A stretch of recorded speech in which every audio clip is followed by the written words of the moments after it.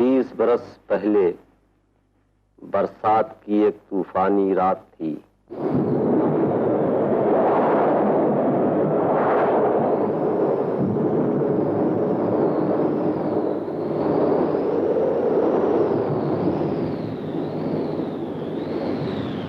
इलाहाबाद के नजदीक Naini railway station से ठीक 2 मील के फासले पर जमुना के उस पार संगम भवन नाम की ये आलीशान इमारत मुद्दतों से वीरान और लावारिस पड़ी है।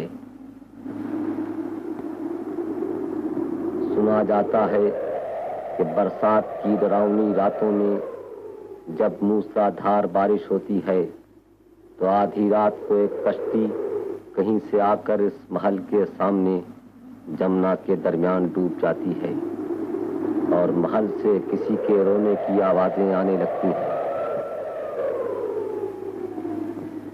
इसीलिए लोग इससे खौफ खाने लगे हैं और इसे मनहूस समझते हैं। मगर इस उजाड़ महल के एक टूटे फूटे क्वार्टर में एक बूढ़ा माली अब तक रहता है।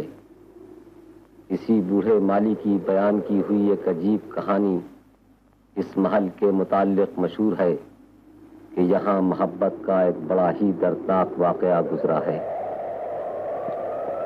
जी हाँ सरकार, इस महल में मोहब्बत का एक बड़ा ही दर्दनाक वाकया गुजरा है। 40 या 45 वर्ष हुए एक गुमनाम शख्स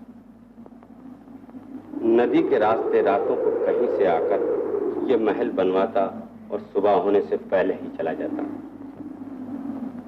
जब ये महल बन चुका तो एक खूबसूरत औरत उसके साथ आई और यहाँ रहने लगी। वो सारा दिन बड़ी बेचैनी से रात का इंतजार करती और दिन ढलते ही नदी के किनारे अपने प्रीतम की राह तकने के लिए जा बैठती।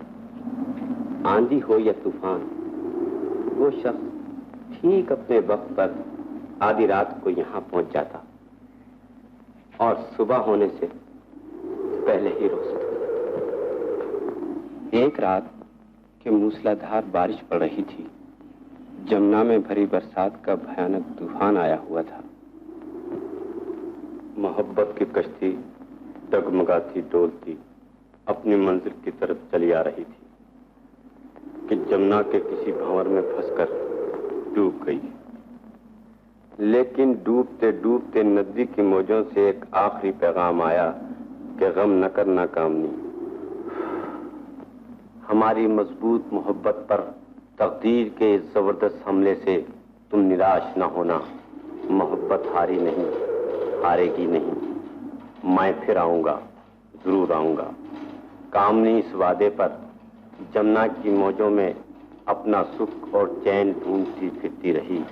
आखिर एक रात वो खुद भी किसी भंवर में फंसकर डूब गई और उनके अरमानों का ये खूबसूरत महल वीरान हो गया। 40 वर्ष के बाद आप पहले आदमी हैं जो इसे फिर से आबाद करने आए। बस? जी हाँ, बस। कहानी खत्म हो गई। नहीं, खत्म नहीं हुई, अधूरी रह गई। तुमने ये तो बताया नहीं कि वो लोग कौन थे। वो कौन थे और कहाँ के रहने वाले थे, ये राज तो वो अपने साथ ही ले गए। उनके जाने के बाद ना तो कोई उन्हें पूछने वाला आया, न ही कोई जानने वाला आया। तुम कब से यहाँ हो? मैं तो शुरू से ही यहाँ हूँ। इस महल के बाप मेरे ही हाथों के लगाए थे। हुजूर ने तो ये महल खरीदा है। हुजूर को तो उनका पता निशान मालूम होना चाहिए। नहीं, हमने इसे सरकारी नीलाम में लिया था और नीलाम के कागजात में से लावारिस बताया गया है। इसलिए इसके मालिकों या वारिसों का हमें भी कोई निशान नहीं मिल सका। लेकिन तुम्हें अगर पता निशान कुछ नहीं मालूम तो क्या नाम भी नहीं मालूम? नौकरों को अपने मालिक का नाम किस तरह मालूम हो सकता है जब तक कि उनको बताया ना जाए। उन्होंने कभी बताया नहीं, यहाँ उनका नाम लेकर किसी ने पुकारा नहीं और मैंने कभी पूछा नहीं। खैर, दोबारा ये गलती न करना। अब एहतियात के तौर पर तुम्हें अपने नए मालिक का नाम मालूम हो जाना चाहिए। शायद कभी ऐसी जरूरत महसूस हो। मेरा नाम हरिशंकर है। ये क्या फरमा रहे हैं आप? आपको सारा कानपुर जानता है, ये सारा इलाहाबाद जानता है। आप एक मशहूर जज के लड़के हैं। भगवान करे आप यहाँ आबाद हों, फूलें फलें। अच्छा, आप सफर से थक गए होंगे, अब आप आराम फरमाएं। वो सोने का कमरा है, बिस्तर वहां बिछा हुआ है। मेरे लिए और कोई सेवा सरकार? है तो, मगर इस बरसात की रात में तुम्हें भारी पड़ेगी। फरमाइए सरकार, मेरी तकलीफ की परवाह न कीजिए। ये महल शहर से कितनी दूर है? कोई 4 कोस होगा सरकार। तो तुम्हें 4 कोस चलना पड़ेगा। जाऊंगा सरकार। फरमाइए। जॉर्ज टाउन जानते हो? कौन सा टाउन सरकार? जॉर्ज टाउन, जहाँ बैरिस्टरों के बंगले हैं, हाई कोर्ट के पास। जानता हूँ सरकार। वहां कहाँ जाना होगा? बैरिस्टर श्रीनाथ के यहाँ। उनसे कहना है कि उनके दोस्त कानपुर से आ गए। बहुत अच्छा सरकार। बंदेगी। बंदेगी।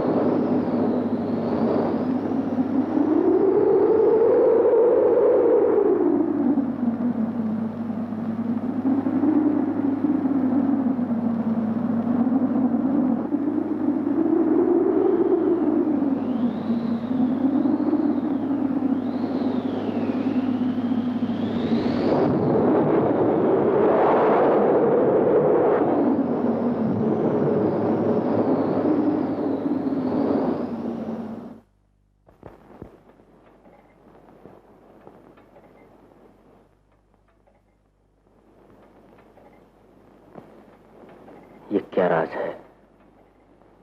कौन थे तुम? ये बिल्कुल मेरी तरह क्यों हो तुम?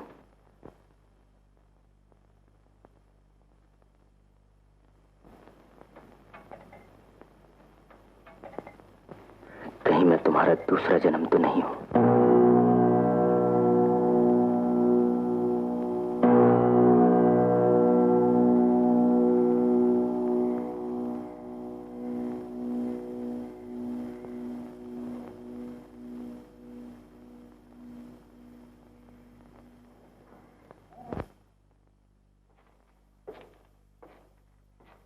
कौन है?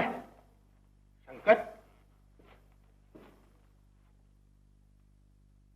क्या बात है?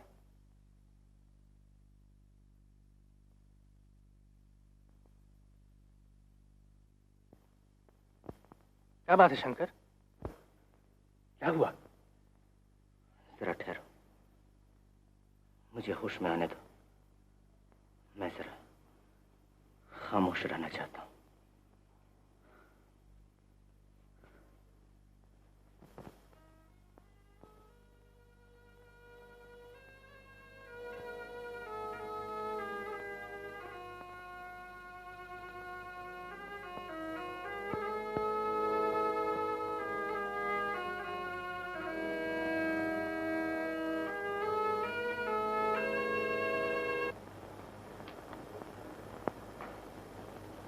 ये मेरी तस्वीर यहां क्यों है?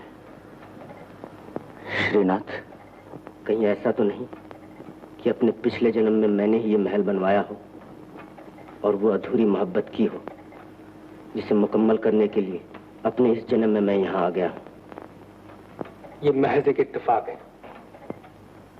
अगर ये इत्तेफाक है तो बहुत खतरनाक, और अगर ये इत्तेफाक है तो वो मैंने क्या देखा? वो भटकती हुई रूह। दरअसल तुम पर उस माहौल का असर हो गया है। वो कुछ नहीं है, वो एक वहम था। नहीं, मैं वहम नहीं, हकीकत हूँ।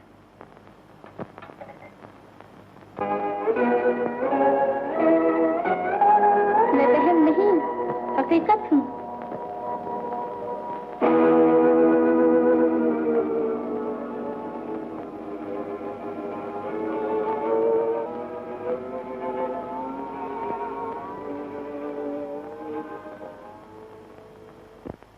वाकई ये मकान निहायत मनहूस और खतरनाक है, इसीलिए तुम्हारे पिताजी से खरीद कर पछता रहे हैं। तुमने बड़ी गलती की कि तुम आधी रात को अकेले यहाँ पहुंच गए। मैं इसलिए यहाँ अकेला आया था कि जो कहानी इस महल के बारे में मशहूर है उसकी मैं भी जरा तहकीक कर लूं। लेकिन मुझे क्या खबर थी कि ये दर्दनाक कहानी मेरी ही पिछली जिंदगी की निकलेगी। नहीं नहीं, यह बिल्कुल गलत है। आओ चलो। इतनी जल्दी तुम्हें धोखा नहीं खाना चाहिए।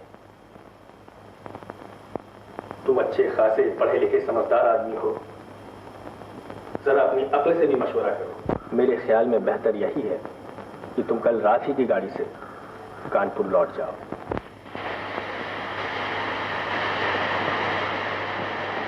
ये तुमने बड़ी अक्लमंदी से काम लिया कि तुम वापस कानपुर चले जाने पर राजी हो गए। यहाँ इलाहाबाद में रहकर तुम उस मनहूस महल को नहीं भूल सकते थे और बड़ी उलझन में बात पड़ जाती है। ये तुम्हें मालूम ही है कि जज साहब मुझे कई बार हुक्म दे चुके हैं कि मैं जल्द से जल्द इस मुसीबत को, जो उन्होंने गलती से मोल ले ली है, बेच दूं या नीलाम कर दूं। और ये तुम भी जानते हो कि जज साहब के मिजाज के खिलाफ कोई कदम उठाना कितनी खतरनाक गलती है। बेशक। वैसे भी तुम्हें ऐसे खतरनाक खेलों से बचना चाहिए, क्योंकि तुम्हारी जिंदगी और तुम्हारे दिलो दिमाग पर तुम्हारी मंगेतर का हक है। तुम उसकी अमानत हो। हाँ हाँ, मगर महल को बेचना मत। पिताजी को समझा देना कि वो बिक नहीं सकेगा। उसके बिकने से शायद मुझे सदमा होगा और वो मुझे उम्र से याद रहेगा। अच्छा अच्छा, तब मैं चलता हूँ। हाँ देखो, मेरा कुछ जरूरी सामान वहाँ रह गया, तुम उसी वक्त उसे अपने यहाँ लेके आओ। अच्छी बात है, मैं उसी तरफ से होता जाऊंगा।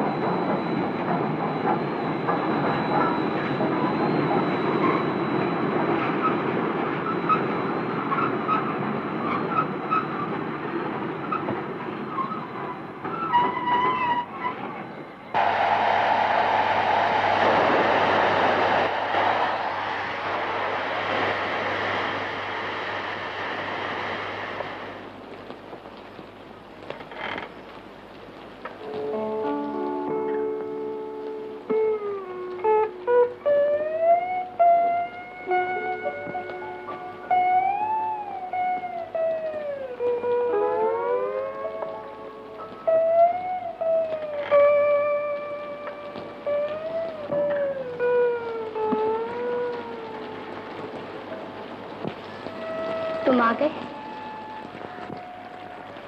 मुझे मालूम था कि तुम आओगे। इतने हैरान क्यों हो? मैं कोई वहम नहीं, कोई ख्वाब नहीं।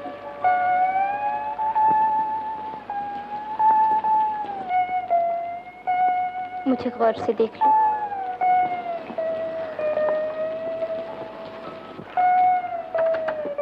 मुझे छूना मत।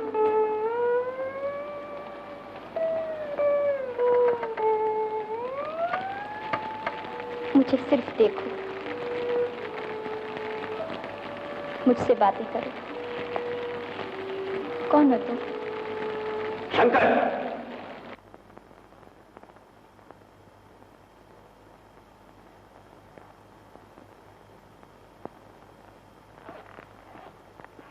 इतना समझाने के बावजूद तुम फिर यहाँ आ गए? मैं खुद नहीं आया, मुझे बुलाया गया था। मगर इस वक्त तुमने मुझ पर बड़ा जुल्म किया। मैं एक हसीन ख्वाब में था और तुमने मुझे चौंका दिया। ख्वाब में नहीं, तुम उस जहर के नशे में थे जो शरबत के धोखे में पी गए हो। चलो आओ। स्लो पॉइजन अक्सर मीठे होते हैं और धोखे हमेशा हसीन होते हैं। एक अक्लमंद इंसान को यह जानना चाहिए।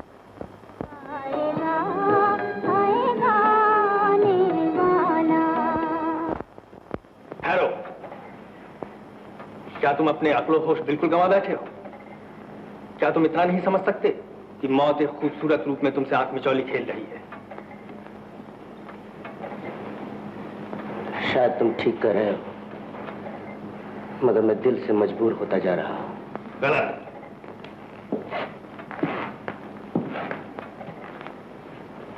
इंसान के पास सिर्फ दिल ही नहीं, दिमाग भी है। जानवर भी जब किसी जाल में फंसने लगता है तो एक बार भड़कता है। तुम इंसान होकर भी नहीं चौंकते? वकील साहब, मोहब्बत के इस मुकदमे में बहस की जरूरत नहीं। आप जीत नहीं सकते। आओ आओ। कहाँ जा रहे हो?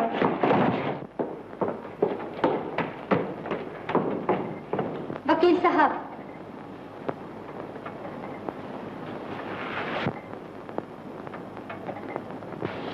सुबह हो रही है, मैं जा रही हूँ, लेकिन मैं आपसे ये कहे जाती हूँ, मेरे और उनके दरमियान आने की कोशिश न कीजिए, वरना पछताइएगा आप।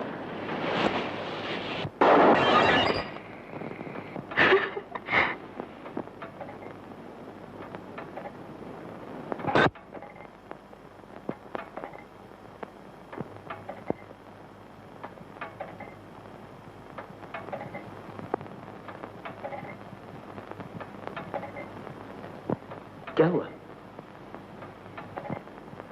कुछ नहीं।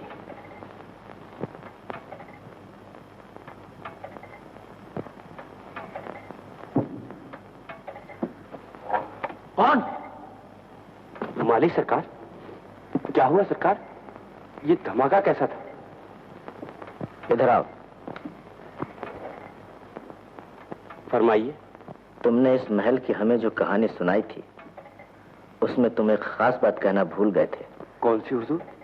ये कि इस महल में जिस औरत से मोहब्बत की गई थी, उसकी रूह यहाँ भटका करती है। नहीं तो सरकार। लेकिन हम उसे कई बार देख चुके हैं। हुजूर को शुबा हुआ होगा।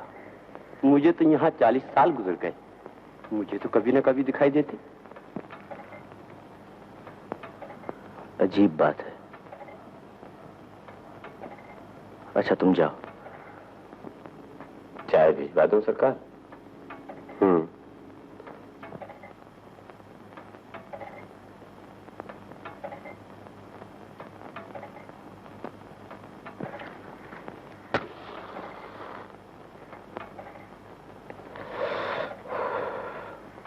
शंकर, मैं तुमसे आखिरी बार पूछता हूँ।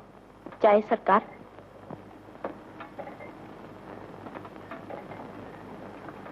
रख दो यहीं। जाओ।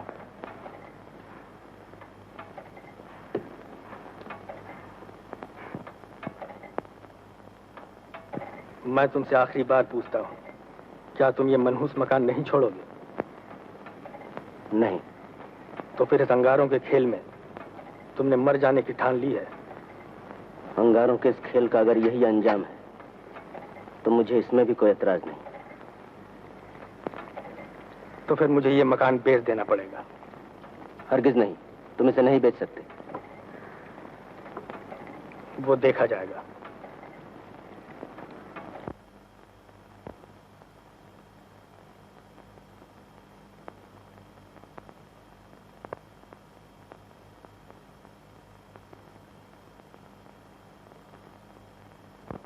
मैं एक सख्त जरूरत में आपसे मिलने आया हूँ।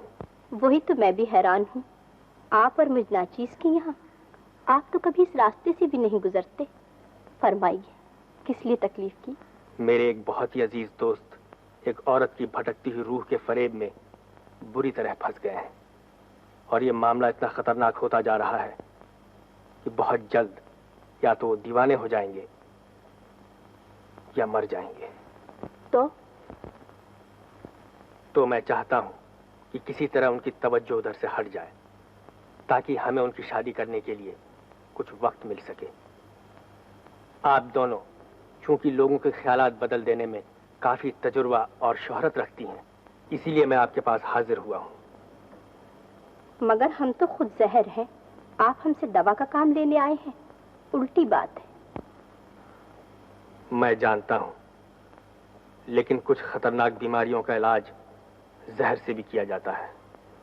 सख्त तकलीफ में दवा से पहले मॉर्फिया का इंजेक्शन देते हैं।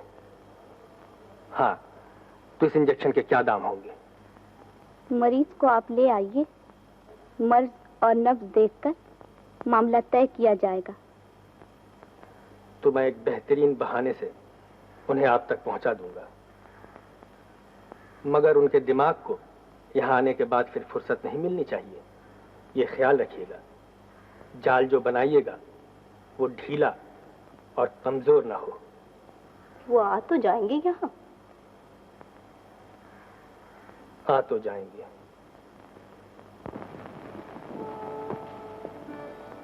वो तशरीफ ले आए। उनको रात के 1 बजे तक इंतजार कराओ, इस तरह कि जाने ना पाए।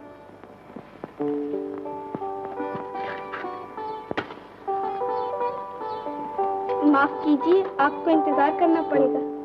कितनी देर? कुछ देर। अच्छी बात है, मैं इंतजार करूंगा, लेकिन आप उनसे फरमा दीजिए कि मैं उनसे मिलने के लिए बहुत बेचैन हूँ। मैं आपका ये पैगाम पहुंचा दूंगी। अच्छी बात है।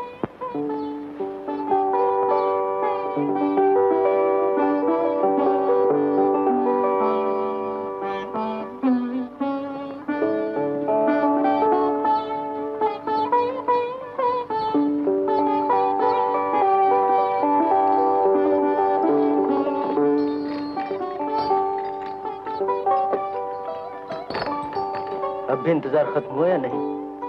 आप उकता तो नहीं गए? जी नहीं, लेकिन तो कुछ देर और इंतजार कीजिए। लेकिन इस घर की कुछ देर कितनी देर की होती? बरसों की तो नहीं होती। बरसों की भी होती है, लेकिन आपके लिए चंद घंटों की है। यहाँ का दस्तूर है, जैसा आदमी वैसी देर।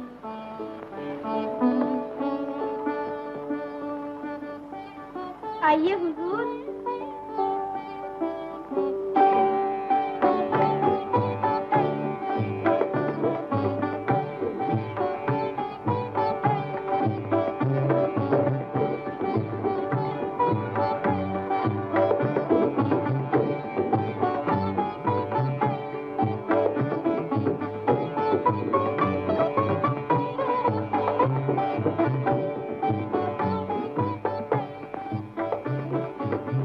आइए।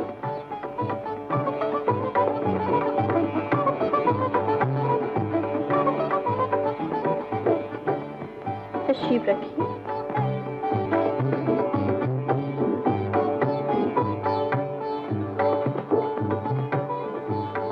माफ कीजिए, आपको काफी इंतजार करना पड़ा। मालूम होता है आप हमारे मेहरबानों में से हैं।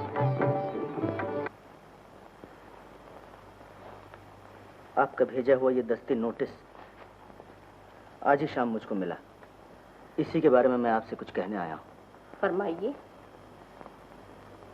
इस नोटिस के जरिए मुझे बताया गया है कि वो महल जिसका नाम संगम भवन है, आपने खरीद लिया। लिहाजा मुझे जल्द से जल्द उसे छोड़ देना चाहिए, मगर मैं उसे नहीं छोड़ सकता। इसलिए आपके पास ये इल्तिजा लेकर आया हूं कि मुझ पर रहम फरमाइए, उसे मेरे हाथ बेच दीजिए। आप जो भी कीमत तलब करेंगी मैं मंजूर कर लूंगा और जिंदगी भर आपके इस भारी एहसान से दबा रहूंगा।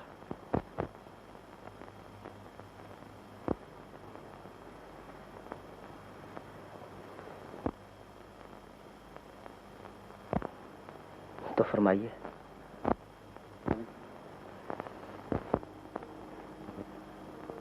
इतनी इल्तिजा से अगर आप हमको भी मांगते तो हम इनकार नहीं कर सकते थे। अच्छा हुआ आपने अपने इन लफ्ज़ों में हमसे हमारा दिल नहीं मांगा। मकान हम वापस कर देंगे आपको, लेकिन एक शर्त पर। क्या? हमने सुना है आप तस्वीरें बहुत अच्छी बनाते हैं। कहिए। तो एक तस्वीर हम दोनों बहनों की ऐसी बना दीजिए जिसके देखने से ये मालूम हो कि जादू एक है और मंत्र दो। मैं समझा नहीं। आप नहीं समझे? तीर एक, कमाने दो, निगाह एक, आंखें दो। मैं अब भी आपका मतलब नहीं समझ सका। अच्छा ठहरिए, मैं समझाती हूँ। चांदनी, सांस छेड़ो।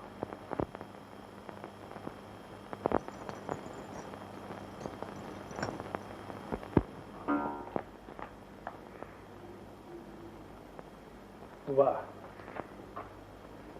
मैंने तो आपके शिकार को आपके जाल के नीचे ला डाला और आप फंदे तक नहीं खींच सके। सारा खेल बिगाड़ दिया आपने।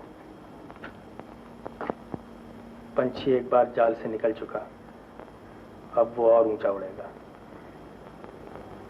खैर, अब मैं कोई दूसरा रास्ता अख्तियार करूंगा।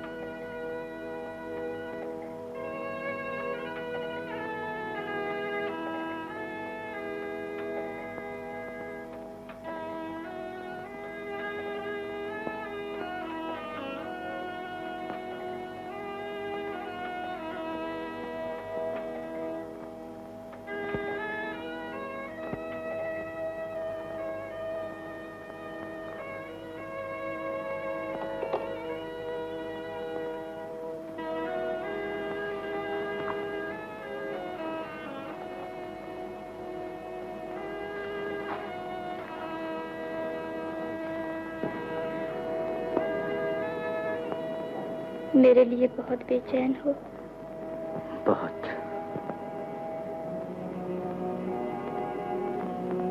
इस बेचैनी का अंजाम जानते हो? मेरी मौत। फैसला कर लिया? मेरी तरफ गौर से देखो।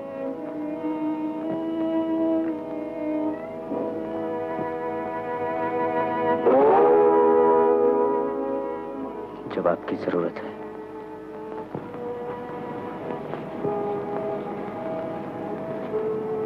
आओ।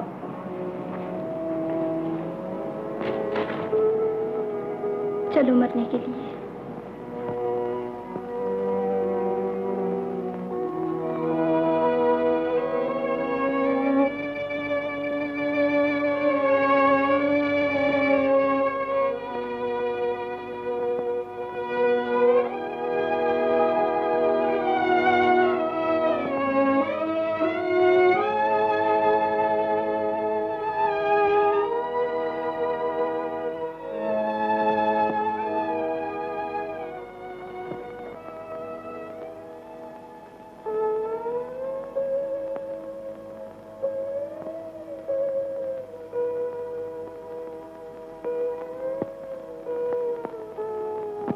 ये कौन सा रास्ता है? तुम्हें याद नहीं रहा? तुम्हें तो कुछ भी याद नहीं रहा। इंसान अपने पिछले जन्म की हर बात भूल जाता है। इसीलिए तुम भूल गए हो कि तुम्ही ने पिछले जन्म में मेरे लिए ये महल बनवाया था।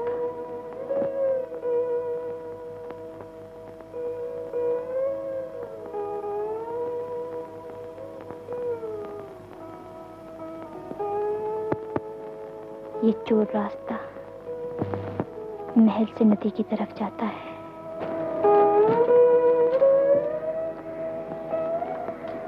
तुम इसी रास्ते से मुझसे मिलने आया करते थे, लेकिन मैं अब तक आत्मा हूँ, इसीलिए मुझे तुम्हारी और अपनी पिछली जिंदगी की एक एक बात याद है। वो तुम्हारा दीवानगी के साथ मुझसे मोहब्बत करना, वो दुनिया के दुश्मन रिवाजों से दूर तुम्हारा मुझे इस महल में लाके छुपा देना, वो मेरा अकेले दिन दिन भर तुम्हारे इंतजार में यहाँ तड़पना, वो तुम्हारा हर हाल में हर रात कोसों दूर से मुझसे मिलने आना, और एक रात इसी तरह यहाँ आते हुए तुम्हारा नदी की मौजों में उछल हो जाना, और मेरा तुम्हारी याद में तड़प तड़प कर मर जाना। मुझे अच्छी तरह याद है, अच्छी तरह याद है। तुमने दूसरा जन्म ले लिया और पिछली जिंदगी के गमों से छुटकारा पा लिया, लेकिन मैं अब तक तुम्हारे लिए भटकती फिरती थी, तुम्हें ढूंढती फिरती थी, कभी मौत की वीरानियों में, कभी जिंदगी की गुंजान आबादियों में, कि तुम आए और मैंने तुम्हें पहचान लिया। मैं तुम्हें याद नहीं हूँ, लेकिन मेरी मोहब्बत तुम्हारे दिल में बहुत पुरानी है। वही तुम्हें यहाँ खींच लाई है, और उसी ने तुम्हें फिर मुझ पर मरने के लिए आमादा किया है, क्योंकि सिर्फ यही हमारे मिलाप का रास्ता है। तुम्हारे मर जाने से तुम्हारे शरीर की ये दीवार जो हमारे दरमियान खड़ी हो गई है गिर जाएगी, और आत्मा आत्मा से मिल जाएगी।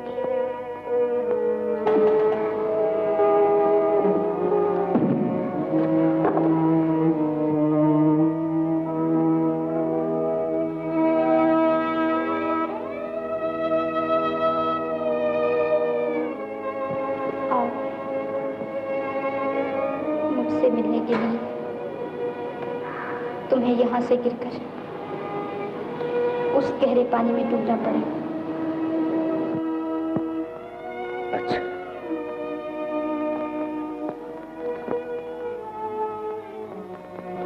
लेकिन जरा ठहरो, जरा ठहरो। मुझे डर लगता है कि फिर ऐसा ना हो कि मौत के अंधेरे में तुम कहीं फिर ओझल हो जाओ। तो मैं जिंदा हो सकती हूँ। कैसे? आओ, मैं तुम्हें बताती हूँ। अगर मेरी आत्मा के लिए किसी ऐसी औरत का शरीर मिल जाए जिसे तुम पसंद कर सको और उसे कत्ल कर दो, तो गोया तुम्हारा मिलना नामुमकिन है। तुम्हें ऐसी औरत को ढूंढना नहीं पड़ेगा, मैं तुम्हें उसका निशान बताती हूँ। एक औरत यहाँ अपने खूबसूरत मुखड़े पर मैला कुचैला घूंघट डाले हुए रोजाना तुम्हारे आसपास फिरा करती है। कौन? मालन। मालन? हाँ, तुम उसका घूंघट उठाकर जरा देखो, शायद वो तुम्हें पसंद आ जाए और हमारे मिलाप का सामान हो जाए। अच्छा। लेकिन इससे पहले कि मैं मालन के रूप में आऊं, ये इत्मीनान कर लेना चाहती हूँ कि तुम मुझे मालन के रूप में देखकर बदल तो नहीं जाओगे। मालन तो क्या, मैं तुम्हें एक नागन के रूप में भी हासिल करने के लिए तैयार हूं। तो फिर मैं कब आऊं? अभी। मैं वो जिस्म तुम्हारे लिए अभी खाली किए देता हूं। नहीं नहीं, इतनी जल्दी नहीं। तो फिर कब?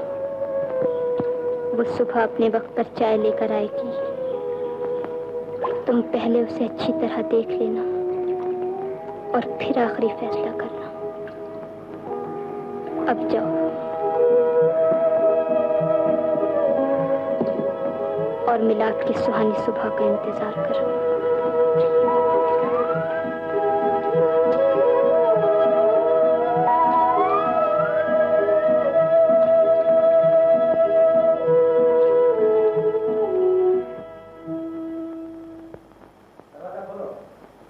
सरकार? सरकार? हाँ, कहिए।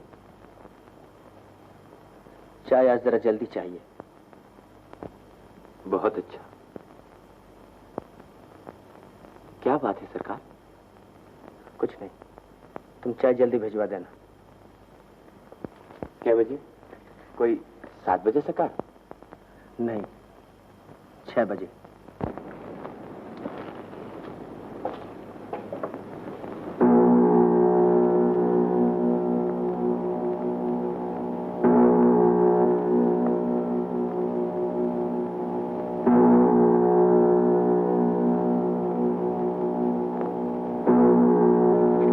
आशा, जाग उठो।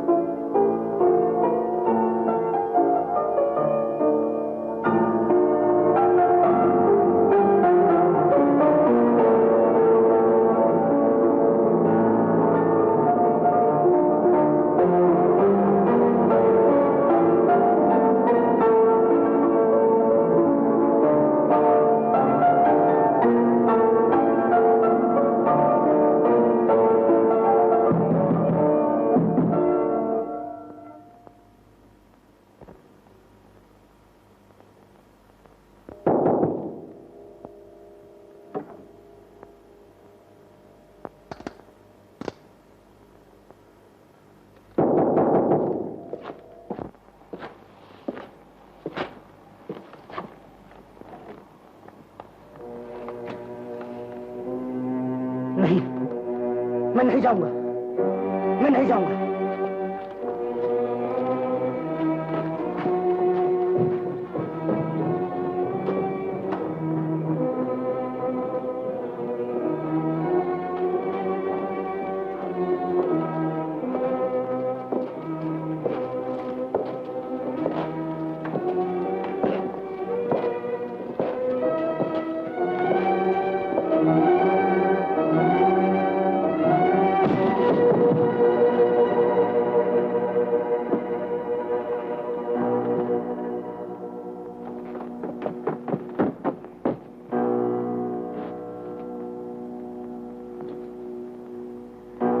क्या ये मर गया? जी नहीं, जिंदा है। तो ले चलो।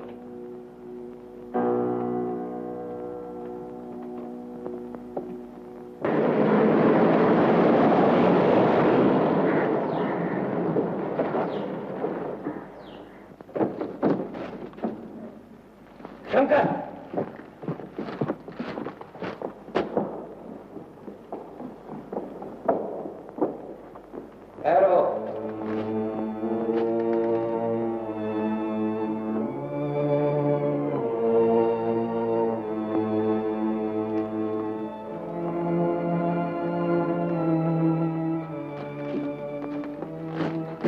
श्री तुम अंदर जाओ।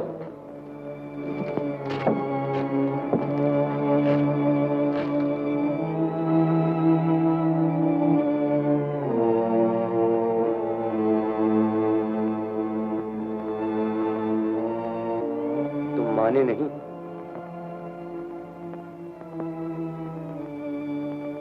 इधर आओ।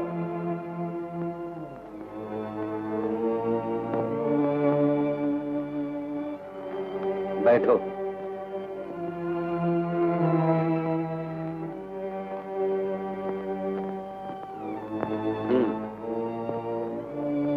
तुम एक परछाई के पीछे भागते भागते मर जाना चाहते हो?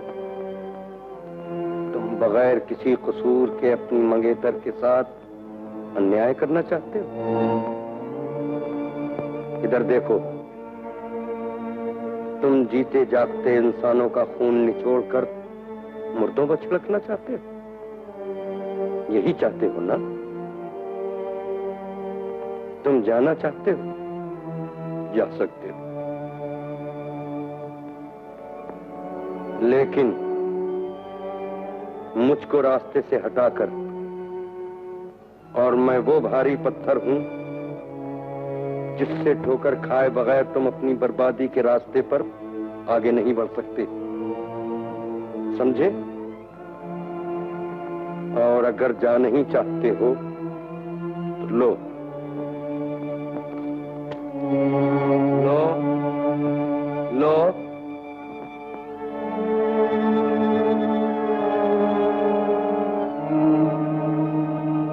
और मुझे दरमियान से हटा दो।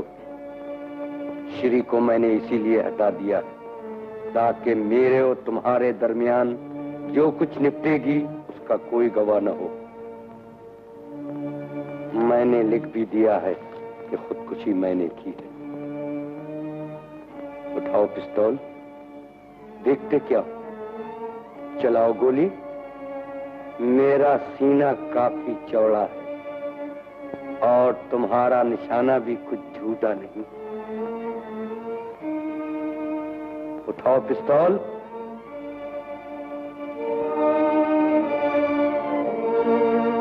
चलाओ गोली।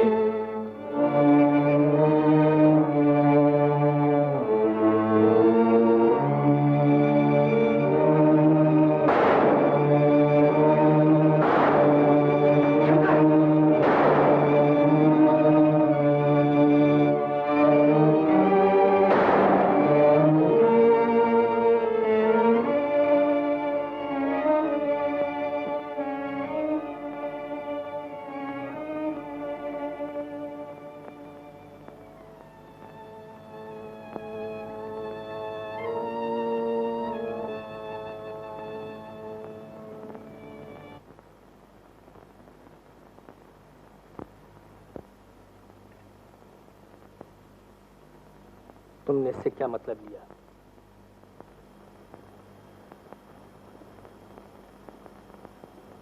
मैं भी कभी खुश था। वो तस्वीर इसकी निशानी थी, मैंने उसे मिटा दिया। मेरी खुशियों का खून हो गया। मैंने अपने दोस्तों और हमदर्दों का कहा मान लिया। तुमने अच्छा किया। ये तुम्हें आगे मालूम होगा कि अब तुम ज्यादा सुख और इत्मीनान से हो। तकलीफ ऑपरेशन के उस नश्तर से भी होती है जो इंसान की भलाई के लिए उसके जख्म में चुभोया जाता है। एक दिन तुम इस जख्म की टीस और इस ऑपरेशन की तकलीफ को बिल्कुल भूल जाओगे। हाँ, मैं भूल जाऊंगा। मैं अपने दिल को कुचल डालूंगा। मैं उसे भुला दूंगा। मैं भुला दूंगा। घूंघट में लिपटी हुई दुल्हन भी क्या चीज होती है, मुट्ठी में बंद उस पासे की तरह जो खुल जाने पर पौबारा कर देता है, या चौपट। बताओ, तुम क्या कर देने वाली हो? किस तरह खुलोगी? मेरे हक में या मेरे खिलाफ? इस वक्त तुम मेरी तकदीर बनी बैठी हो और मेरा दिल धड़क रहा है कि न जाने तुम कैसी हो। कैसी हो? खूबसूरत हो?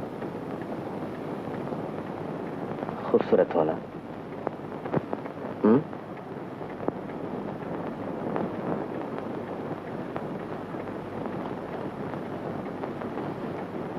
हाथ तो बहुत खूबसूरत है, गोरा,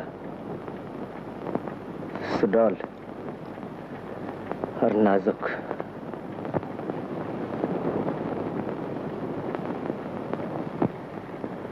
अब मैं इत्मीनान से घूंघट उठाकर अपनी तकदीर देख सकता हूं।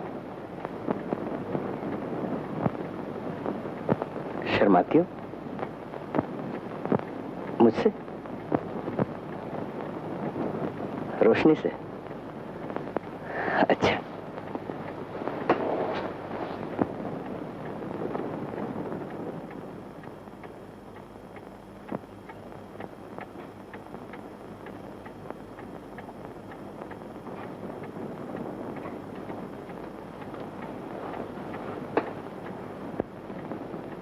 बस अब इन बादलों को हटने दो और मुझे देखने दो कि मेरे नसीब का सितारा टिमटिमाता हुआ है या जगमगाता हुआ। मुझे परखने दो, ये चमकती हुई चीज सोना है।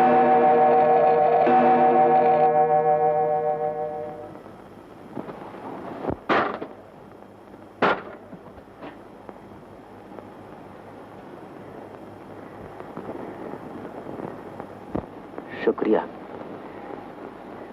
अच्छा किया जो तुमने मुझे टोक कर याद दिला दिया कि मैं भी अब तुम्हारी तरह कैद हूं।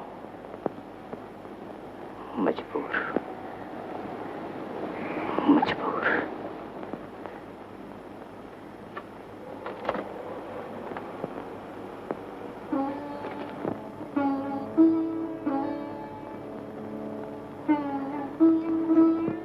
क्या हुआ रंजना? मेरा बड़ा सख्त अपमान हुआ भाभी। उन्होंने मेरा घूंघट उठाते उठाते इस तरह छोड़ दिया जैसे फूले से कोई पाप करने लगे थे, मगर संभल गए और मुझे हैरान परेशान छोड़कर बाहर चले गए। तो फिर लौट कर नहीं आए? फिर अगर लौट के ना आते तो अच्छा था। मेरे भविष्य का यहीं और इसी रात फैसला हो जाता। लेकिन कुछ देर बाद लौट कर आए और कहने लगे, रंजना, मैं तुम्हें कहीं दूर ले जाऊंगा और फिर तुमसे मोहब्बत करूंगा। लेकिन मैं नहीं समझ सकी कि उनकी इस बात का मतलब क्या है।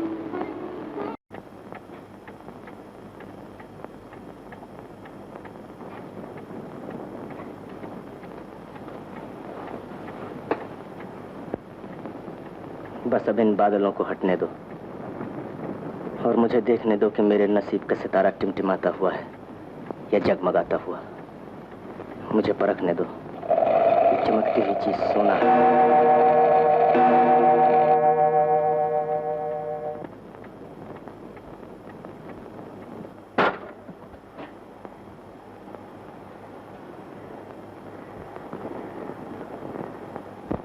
शुक्रिया,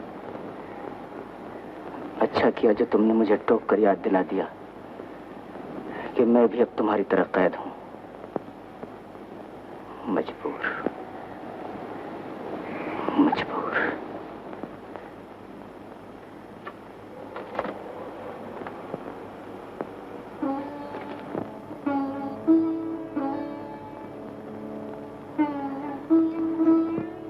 क्या हुआ रंजना? मेरा बड़ा सख्त अपमान हुआ भाभी। उन्होंने मेरा घूंघट उठाते उठाते इस तरह छोड़ दिया जैसे भूले से कोई पाप करने लगे थे, मगर संभल गए और मुझे हैरान परेशान छोड़कर बाहर चले गए। तो फिर लौट कर नहीं आए? फिर अगर लौट के ना आते तो अच्छा था।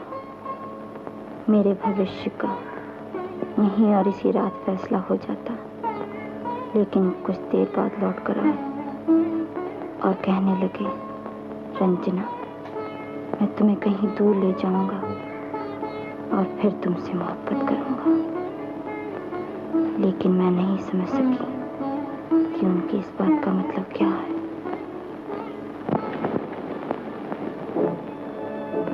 मुझे डर है कि यहाँ हर रात कहीं न कहीं से कोई न कोई घड़ी 2 बजाकर उसका पैगाम मुझ तक पहुंचाती रहेगी कि मुझे मत भूल जाना।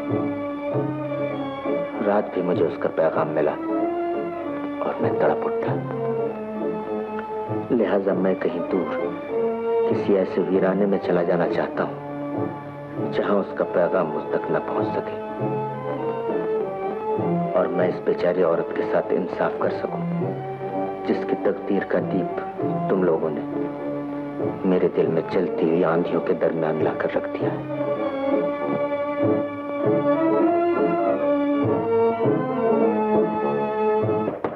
पोस्टमैन,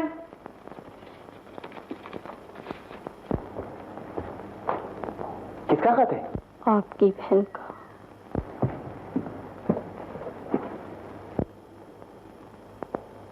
दो साल हो गए, लेकिन भाभी, सुहाग रात का पड़ा हुआ घूंघट मेरे चेहरे पर अब तक पड़ा है और मुझे कुछ ऐसा मालूम होता है कि ये घूंघट यूं ही मेरे संग चिता तक जाएगा, क्योंकि मैंने भी अपने दिल में ये ठान ली है कि जब तक वो खुद मेरा घूंघट नहीं उठाएंगे मैं भी अपनी शक्ल उन्हें नहीं दिखाऊंगी। वो किस तरह के आदमी हैं मैं अब तक नहीं समझ सकी। वो एक खौफनाक गहरे राज की तरह मेरी जिंदगी पर छाए हुए हैं और मैं उनसे सहमने लगी हूँ। जब से वो मुझे अपने घर से लेकर निकले हैं मुझ पर क्या बीत रही है, जरा तुम भी उसका तमाशा देखो।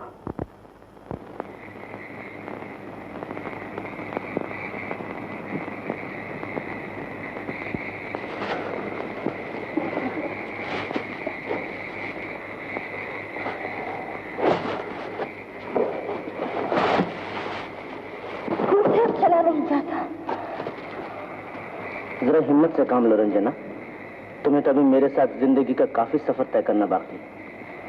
मैं बहुत थक गई हूँ। अच्छी बात है, जरा सुस्ता लो। नहीं साहब, यहाँ रात को ठहरना बहुत डेंजरस है। वो सामने के पहाड़ों पर वो मशहूर डाक बंगला है। कल रात तक हम वहां पहुंच जाएंगे। चलिए।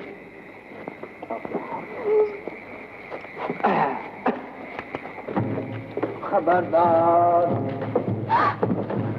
क्या है? वो नीचे क्या है? वो आग का दरिया कैसा बह रहा है? वो आग की दरिया नहीं है। इस कंट्री का जंगली लोग अपने देवता के मंदिर में एक अपराधी औरत को परीक्षा को लिए ले जाते हैं। कैसी परीक्षा? उसका पति ने बेवफाई का जो दोष इस पर लगाया है वो ठीक है या नहीं, वो ये कैसे मालूम करेंगे? वो देवता के सामने नाचेगी और इस नाच का बीच में पुजारी एक एक करके 4 छुरा उसको फेंक कर मारेगा। अगर उसमें से एक छुरा भी नहीं लगा तो वो निर्दोष मान ली जाएगी। अजीब मंजर हुआ। क्या हम वहां चल सकते हैं? नहीं नहीं, हम वहां नहीं जाएंगे। क्यों क्यों? वो मरेगा नहीं, निर्दोष होगी। ये तो पुरुष ही बड़े शक्ति होते हैं। आइए। खबरदार, खबरदार।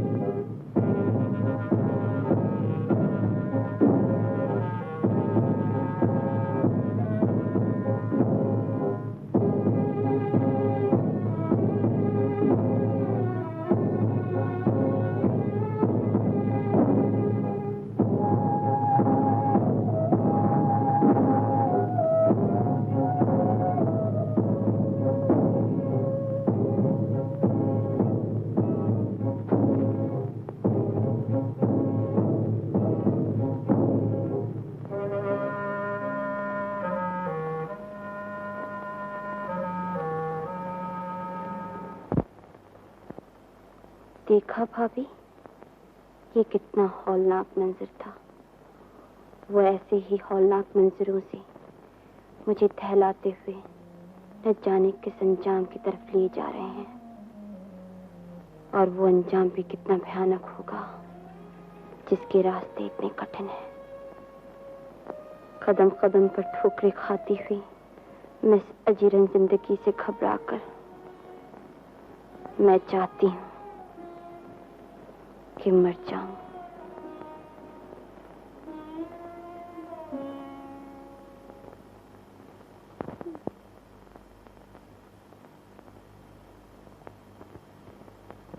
जना, घबराओ नहीं। मैं सितमगर नहीं हूं, मैं तुम्हारा हमदर्द हूं। मेरे लिए गलत राय कायम न करो। आओ। क्या करूं, राय गलत होती ही जाती है। इन दो चार रूखे फीके लफ्जों से क्या होता है? इन लफ्जों का एतबार कर भी लूं तो जो कुछ बीत रही है उसे क्या स्वप्न समझ लूं, और अगर इसे स्वप्न समझ भी लो तो ये स्वप्न ही कितना भयानक है, कितना डरावना है।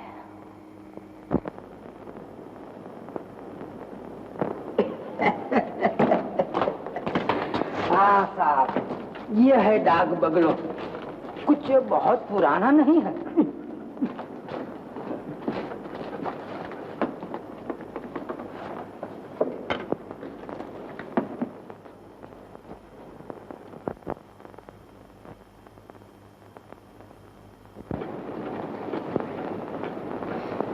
हाँ, कितना सुकून है। क्या हम हमेशा यहीं रहेंगे? हाँ, हमेशा। यही वो खामोशी और तन्हाई है जिसकी मैं तलाश में था। इस वीराने में मैं इत्मीनान से रहूंगा और तुमसे मोहब्बत करूंगा।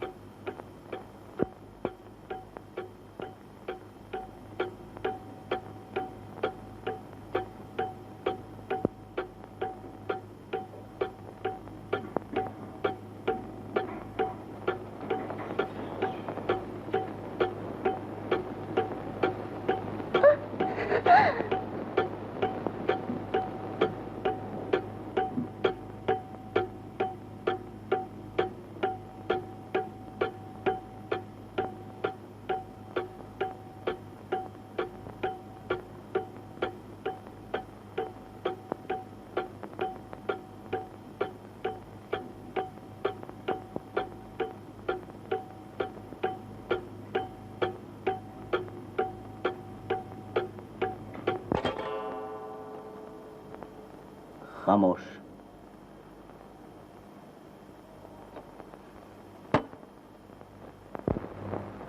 खामोश।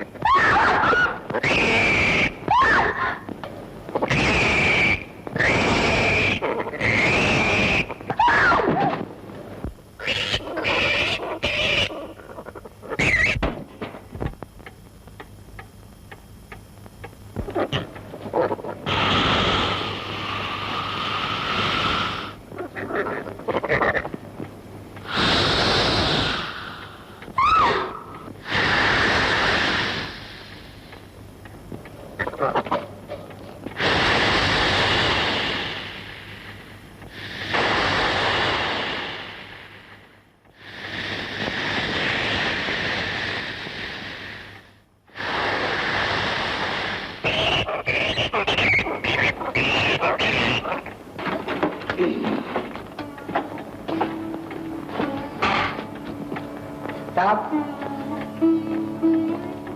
साहब, मेम साहब, कौन रोता है?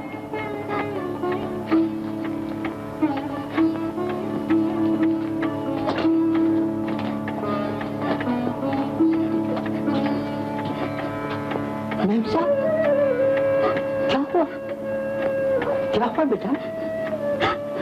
सांप किधर गया? कल से नहीं आया। कल से? कहाँ है? मालूम नहीं।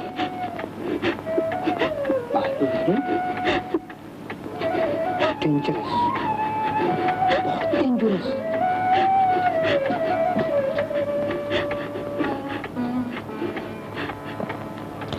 है कौन तुम्हारे? कौन? ये सांप? ये मेरे पति हैं। पति? नहीं नहीं,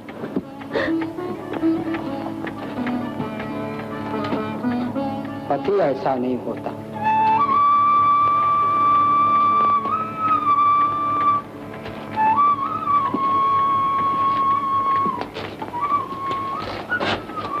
कैसा होता है? कैसा भी होता हो, मगर आप जैसा नहीं होता। ये सही है।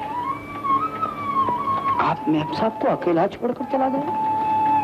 वो बहुत रोता है। बुरा बात है, बहुत बुरा बात है।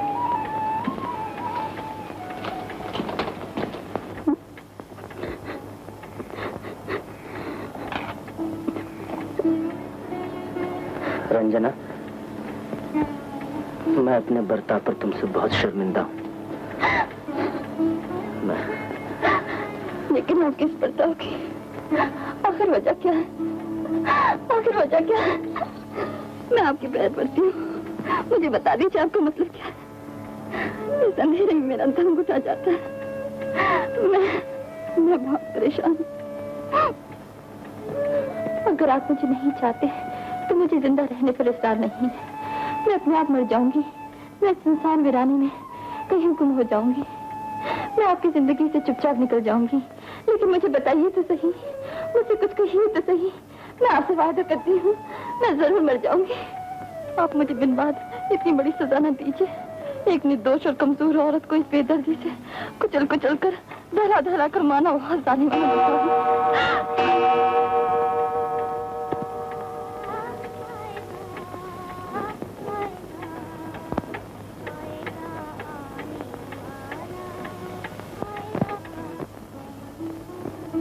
बस एक औरत की जितनी जिल्लत हो सकती थी वो हो चुकी।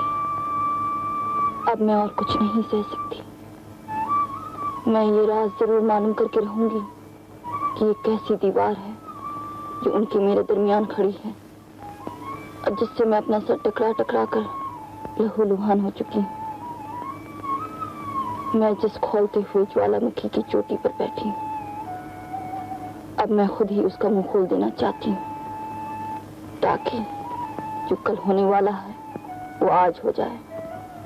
अब मैं यही चाहती हूँ, यही चाहती हूँ, यही चाहती हूँ। नहीं रंजना, ऐसा मत करना, ऐसा मत करना। वो ऐसा नहीं कर सकती। हम जाकर उसे समझाएंगे। वो पागल हो गई है, इस तरह वो मर जाएगी।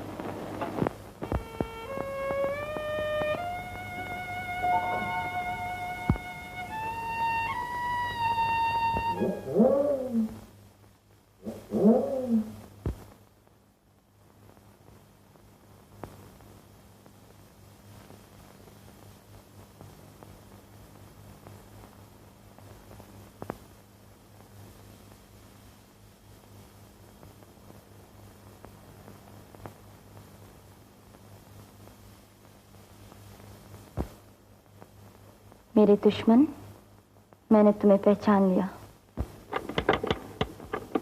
आज मैं तुमसे मालूम करूंगी ये क्या राज है कि जब भी वो मेरे पास आने लगते हैं तुम नहीं टोक देती हो। तो किसका पैगाम है जो तुम उन्हें पहुंचाते हो?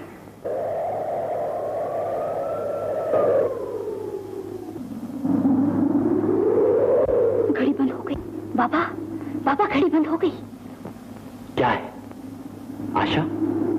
घड़ी बंद है? हाँ, कैसे बंद है? वो देखिए।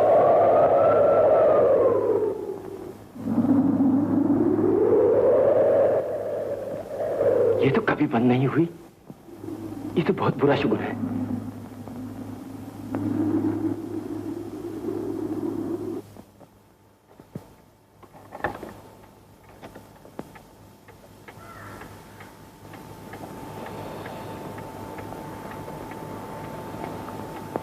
जबकि मेरे मन में आंधी चल रही है, तुम यूं गहरी नींद नहीं सो सकते।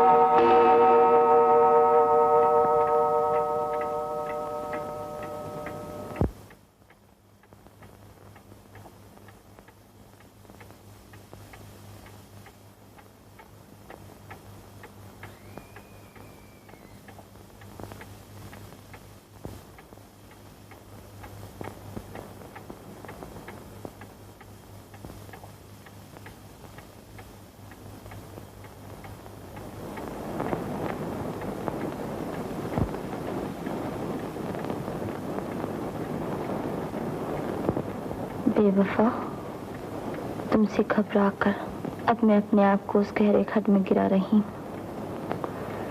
जहाँ से तुम मेरी लाश तक नहीं उठा सको।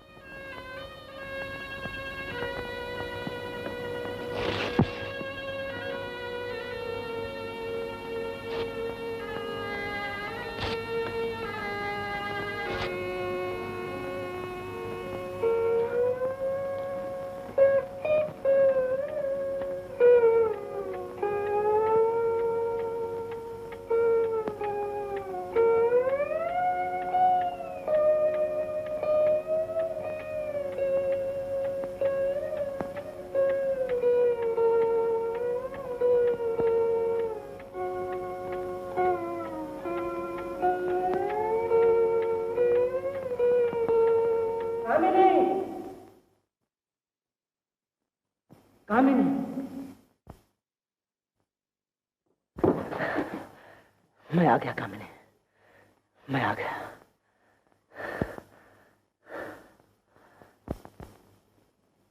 आ गए तुम? कहाँ थे? मैं बड़ी मजबूरी और बेबसी में गिरफ्तार था, लेकिन मैं तुम्हारे लिए बहुत परेशान रहा, बहुत बेचैन रहा। मैं इसका यकीन करती हूँ।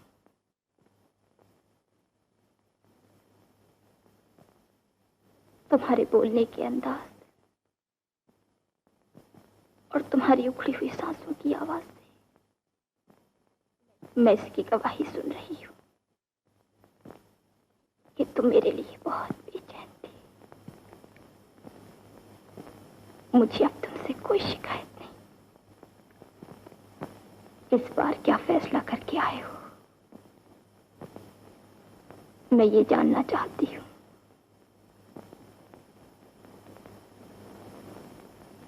इस बार मैं मरने आया हूं या तुम्हें हासिल करने।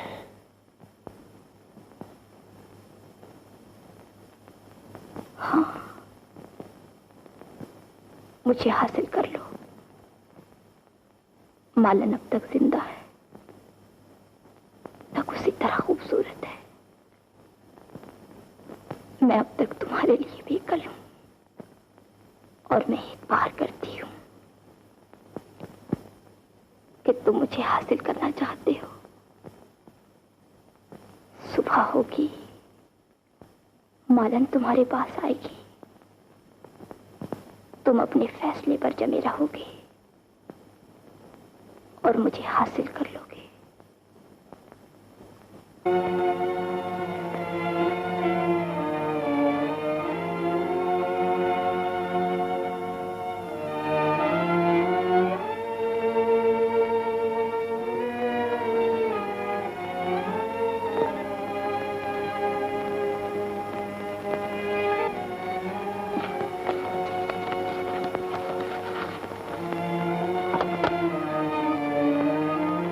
नमस्ते भाभी।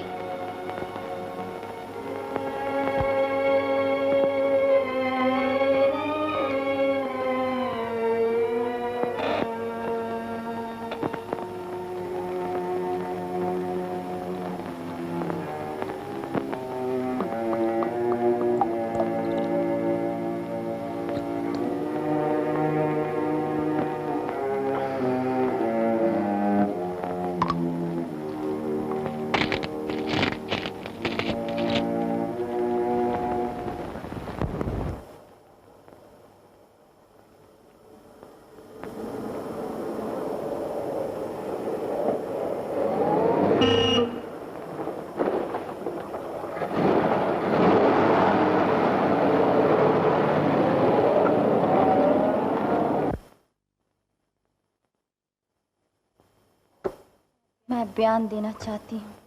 बहुत अच्छा। दीवान जी, रोजनामचा लाइए। आपका नाम? रंजना।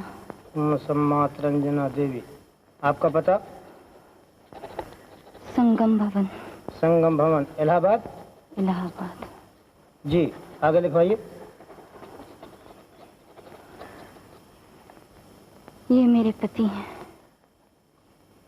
इन्होंने मुझ पर बहुत जुल्म किया, मुझसे बड़ी बेवफाई की, और आज आखिर इन्होंने एक गैर औरत की मोहब्बत में मुझे जहर दे दिया। जहर? आपको जहर दिया गया? अब्दुल, डॉक्टर को बुलाओ जल्दी। मेरे दस्तखत ले लीजिए जल्दी। भला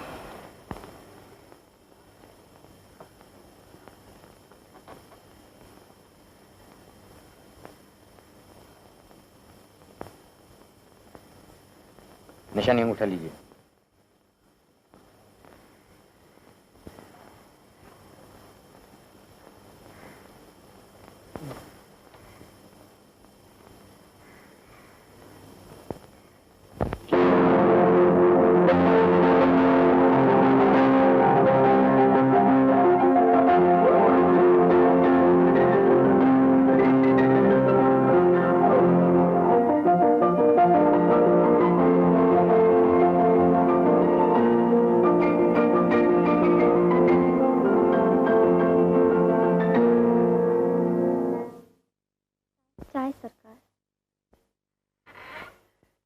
रख दो।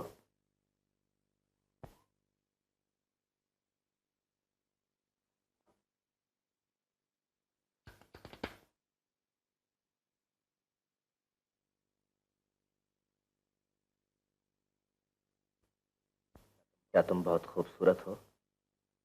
फरमाइए।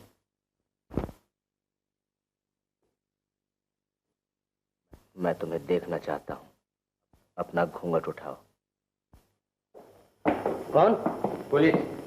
क्या है? आप गिरफ्तार किए जाते। क्यों? तुमने कत्ल किया? नहीं।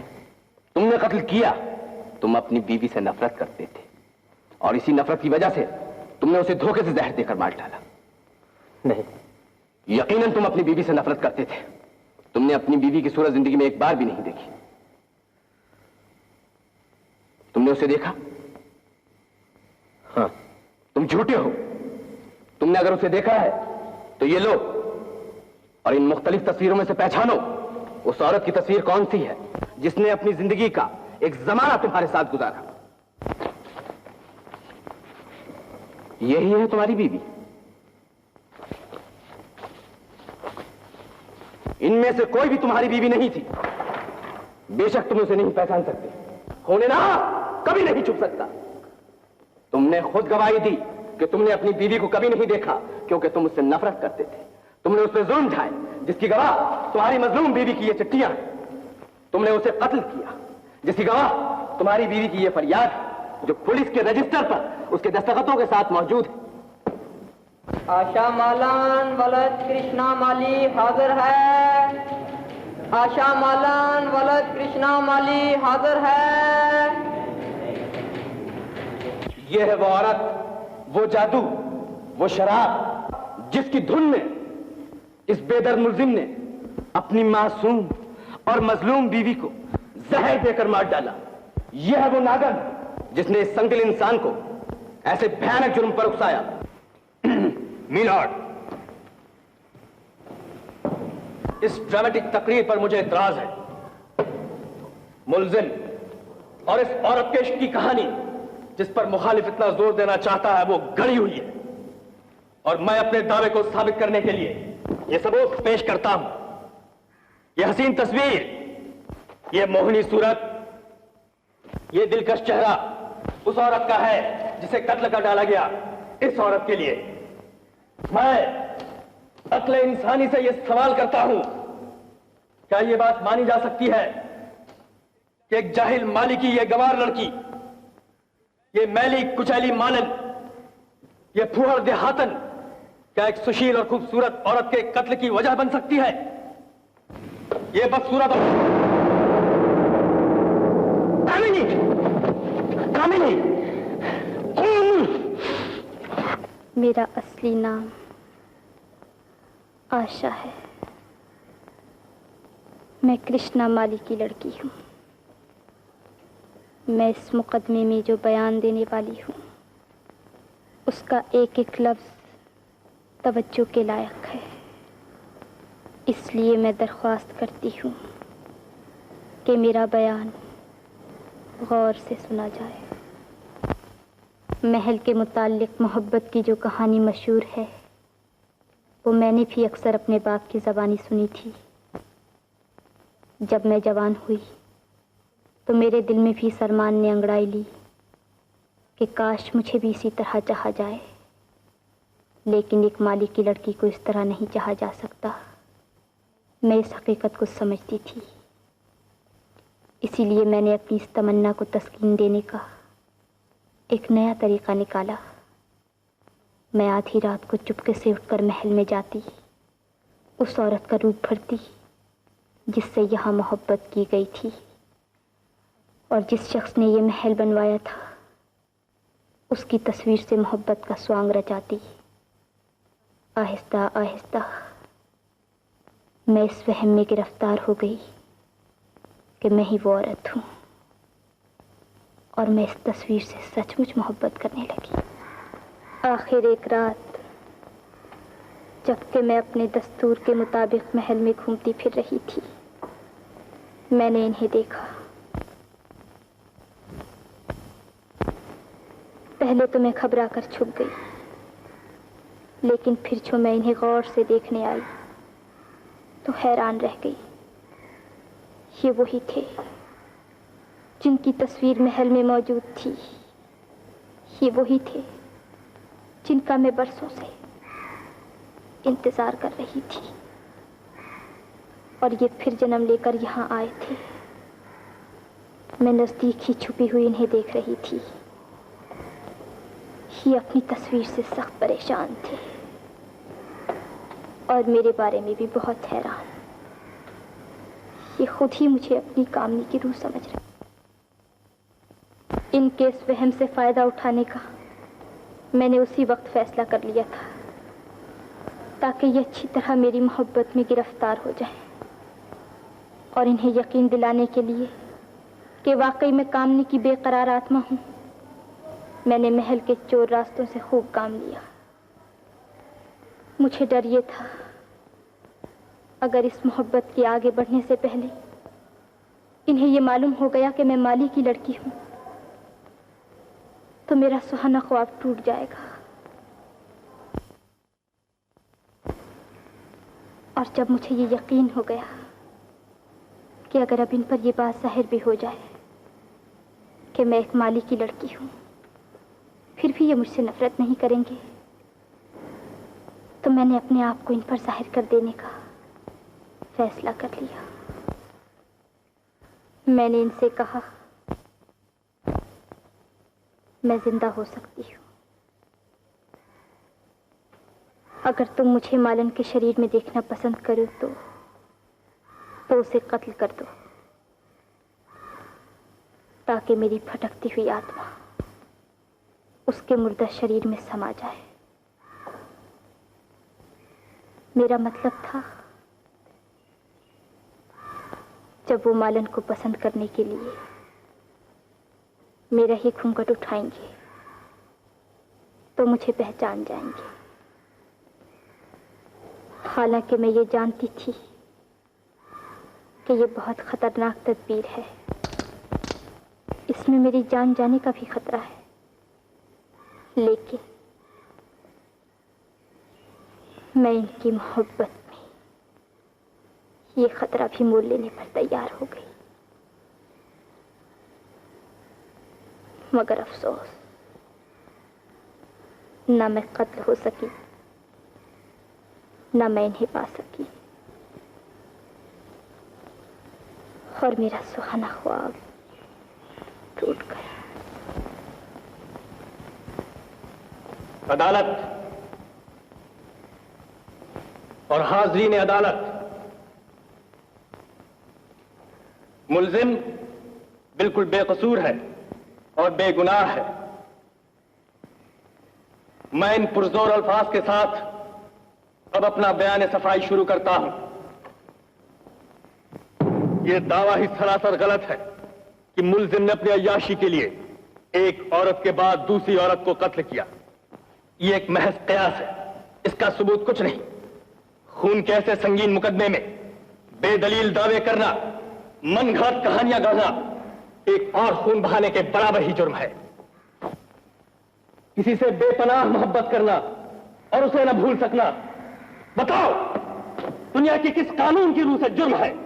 मगर तुम्हारे मुल्जिम ने उसे फिर भी भूल जाने की कोशिश की, लेकिन तुम्हारी ही मजलूम औरत ने उन जख्मों को कुरेदा जो भर जाने वाले थे, उस आग को दहकाया जो सर्द हो जाना चाहती थी। उसने जुर्म किया जैसा कि खुद उसकी इन चिट्ठियों से जाहिर है। उसने जिद और झुंझलाहट में अपने आप को खुद ही ज्वालामुखी के दहाने में गिरा दिया। आज अगर तुम इस झुंझलाई हुई औरत की झुंझलाहट और क्रियाहट की सजा एक ऐसे बेकसूर शख्स को देना चाहते हो जो खुद ही मजलूम है, तो फिर कानून के ढेर इन सैकड़ों मुकदमों के फैसलों और इंसाफ की इन हजारों दास्तानों को भुला दो, जला दो। ऐ इंसाफ की होशियार निगाहों, इधर देखो। इन धुंधलाई हुई वीरान और उदास आंखों में झांको, जिनमें बर्बाद जिंदगी की धूल उड़ रही है। ढूंढो इनमें कत्ल और खून की सुर्खी कहां है, और बताओ इनमें वो चिंगारियां कहां हैं जो एक खूनी की आंखों में चमकती हैं। गुनाह और बेगुनाही की जांच करने वालों, इस पर न जाना कि मेरे पास इस तगासे के जवाब में कागजी बात नहीं है। लिहाजा फैसला करते वक्त इंसाफ को कागज के बाटों में न तोल देना, यह न भूल जाना। कानून के निगहबानों, अपने मुल्जिम के दामन पर खून के धब्बों के बारे में फैसला करने से पहले यह अच्छी तरह परख लेना, अच्छी तरह इत्मीनान कर लेना कि यह खून के छींटे कहीं छिड़के हुए तो नहीं है। और मेरे इन अदल अल्फाज को भी याद रखना जो हमेशा गूंजते रहेंगे कि मुल्जिम बेकसूर है, मुल्जिम बेकसूर है, मुल्जिम बेकसूर है, मुल्जिम बेकसूर है। लेकिन अदालत और जूरी की राय में मुल्जिम कसूरवार है। लिहाजा निहायत अफसोस के साथ मुल्जिम के लिए सजाए मौत का हुक्म तजवीज किया जाता है।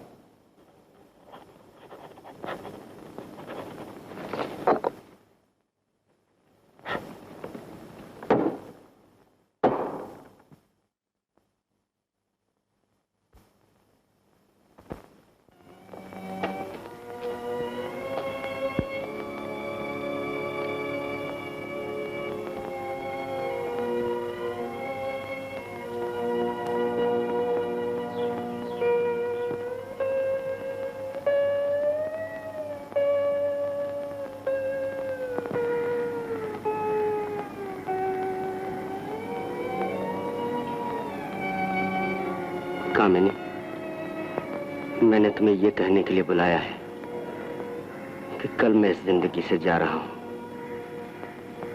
मगर तुम निराश न होना, तुम उदास न होना।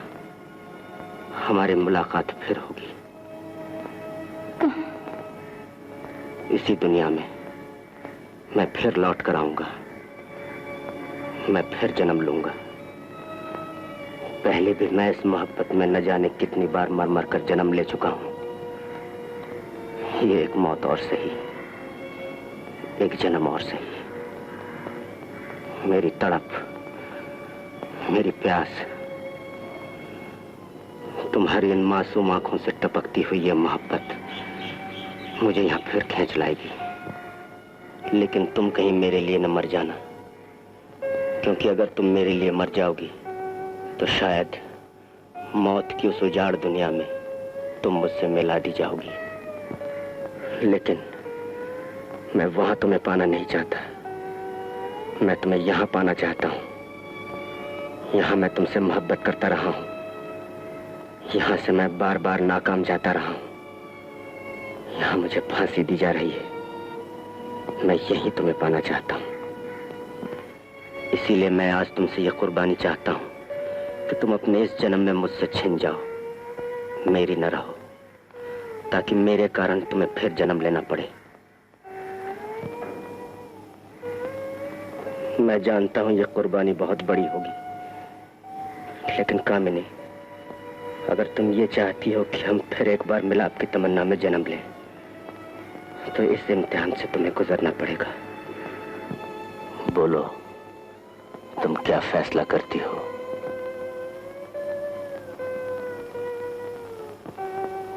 तुम्हारे लिए, तुम्हें पाने के लिए मैं हर इम्तिहान से गुजर जाऊंगी। तुम बहुत कीमती हो और मैं तुम्हें पाना चाहती हूँ। ये कुर्बानी जो तुमने मांगी है, ये 1000 बार मरने से भी ज्यादा कठिन है, और एक औरत के लिए और भी कठिन। लेकिन तुम मुझे अगर इस कीमत में भी मिल जाओ तो ये सौदा मेरे लिए महंगा नहीं। मैं तैयार हूं। श्रीनाथ,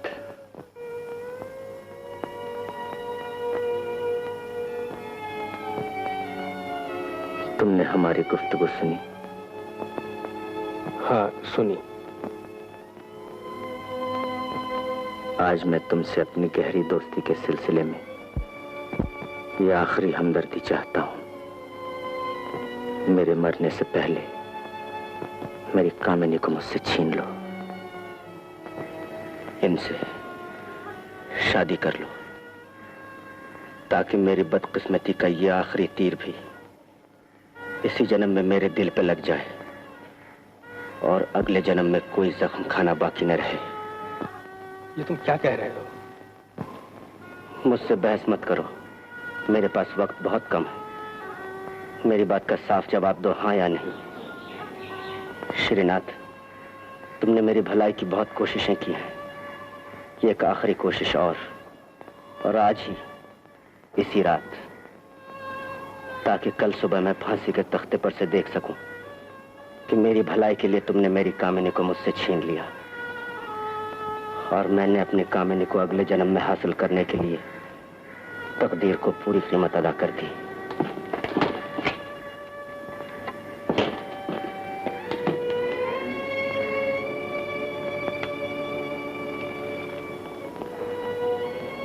अब कुछ देर मेरी तरफ देखती रहो।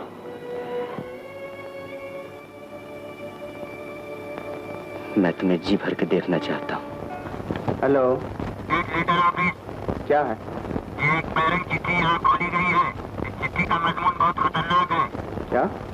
एक औरत ने लिखा है कि वो खुदकुशी कर रही है और अपने कत्ल के इल्जाम में अपने शौहर को हटाना चाहती है। ये चिट्ठी कहाँ से आई है? कानपुर से लौट कर आई है और इलाहाबाद से भेजी गई है। भेजने वाले का पता ऊपर लिखा हुआ नहीं है। उसके पते की तलाश में उसे यहाँ खोला गया है। भेजने वाले का नाम है रंजना। यस, कम इन।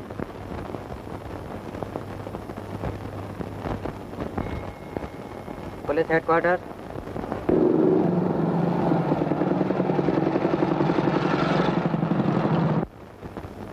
संगम भवन, इलाहाबाद। प्यारी भाभी, आखिर मैंने बड़े जतन के बाद उनका भेद पा लिया और ये जान लिया कि अफसोस वो मेरे नहीं और न इस जिंदगी में वो मेरे हो सकते हैं। लेकिन मैंने हार नहीं मानी। वो मेरे ही।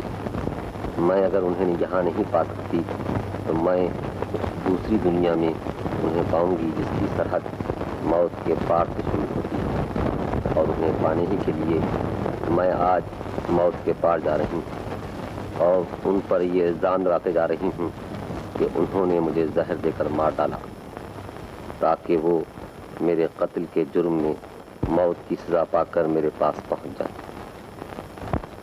रंजना। ये है वो खत जो साबित करता है कि मरने वाली ने खुदकुशी की थी और ये उसके दस्तखतों के बारे में पुलिस की मुकम्मल रिपोर्ट है। और अब आपको जल्द से जल्द इन पर गौर करके इस नतीजे पर पहुंचना है कि आया गलत दलीलें और गलत सबूत इंसाफ को बहकाकर किसी बेकसूर को फांसी के फंदे की तरफ तो नहीं लिए जा रहे।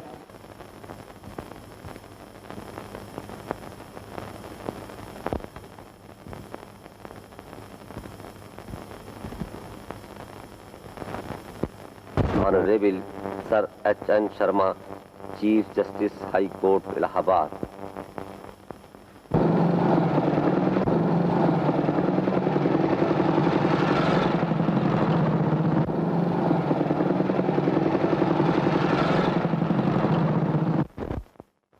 चीफ जस्टिस का हुक्मनामा है।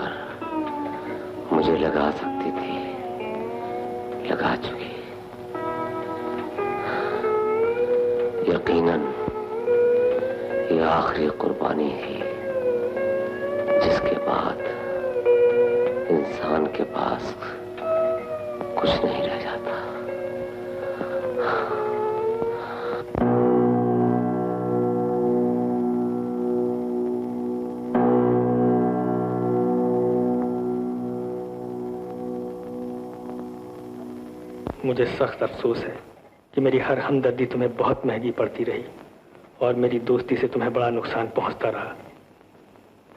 लेकिन मैं उन सारे नुकसानों की आज तुम्हें कीमत अदा कर दूंगा। निराश मत हो। तुम जिस उलझन में गिरफ्तार बैठे हो उसका हल मेरे पास है। इधर देखो। इतना जब्त मत करो। इंसान इतना जब्त नहीं कर सकता। शंकर,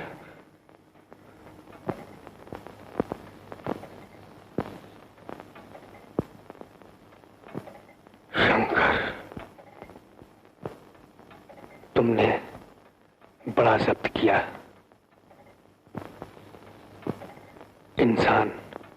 इतना जब्त नहीं कर सकता था।